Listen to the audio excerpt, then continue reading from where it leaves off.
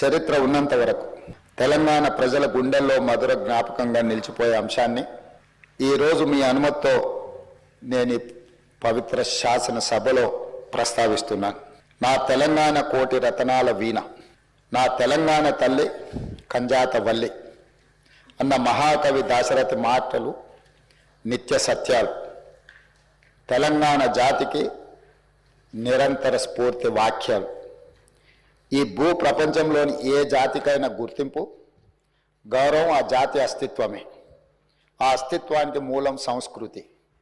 ఆ సంస్కృతికి ప్రతిరూపమే తల్లి. స్వరాష్ట్ర సుదీర్ఘ పోరాట ప్రస్థానంలో సకల జనులను, సబ్బండ వర్గాలను ఐక్యం చేసి నడిపించిన శక్తి స్వరూపిణి తెలంగాణ తల్లి. 4 కోట్ల ప్రజల ఆలోచనను, ఆచరణను, కార్యాచరణలన్నింటినీ ఒక చోటకు చేర్చి తెలంగాణ జాతి భావనకు జీవం పోసిన మాతృమూర్తి తెలంగాణ తల్లి. మనల్ని నిరంతరం చైతన్యపరిచి లక్ష్య సాధన వైపు నడిపించిన గొప్ప స్ఫూర్తి తెలంగాణ తల్లి. అలాంటి తెలంగాణ తల్లి స్వరూపంపై పలు రూపాలు ఇప్పటికే జనబాహుల్యంలో ఉన్నాయి. వాటిలో దేనికి ఇప్పటి వరకు అధికారిక గుర్తింపు లేదు. అధికారికంగా మనం గౌరవించుకోలేదు. తెలంగాణ నేల స్వేచ్ఛ కోసం పిడికిళ్ళు బిగించిన ఉత్తేజపు జ్వాల, సకల జనులు ఒక్కటై గర్జించిన ఉద్వేగపు మాల.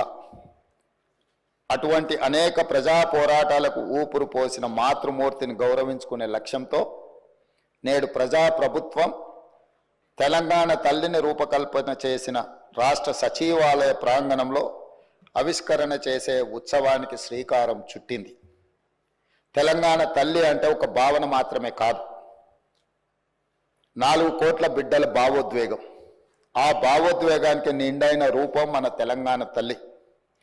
ప్రజల మనోపలకాలపై నిలిచిన తెలంగాణ తల్లి రూపాన్ని నేడు సచివాలయం సాక్షిగా ఆవిష్కరించేందుకు ప్రజాప్రభుత్వం సిద్ధమైందని ఈ పవిత్ర సభ సాక్షిగా మీ అందరికీ తెలియజేయడానికి సంతోషిస్తున్నాను.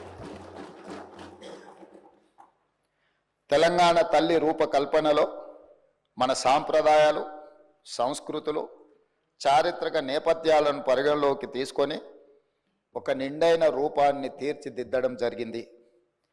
మన సంస్కృతికి అద్దం పడుతూ ప్రశాంత వదనంతో, సాంప్రదాయ కట్టుబొట్టుతో, మెడకు కంటే గుండు పూసల హారంతో, చెవులకు బొట్ట కమ్మలతో, ముక్కు పుడకతో, బంగారు అంచు కలిగిన ఆకుపచ్చ చీరలో, చేతికి గాజులు, కాళ్లకు కడియాలు, మెట్టలతో చాకలి ఐలమ్మ, సమ్మక్క, సారల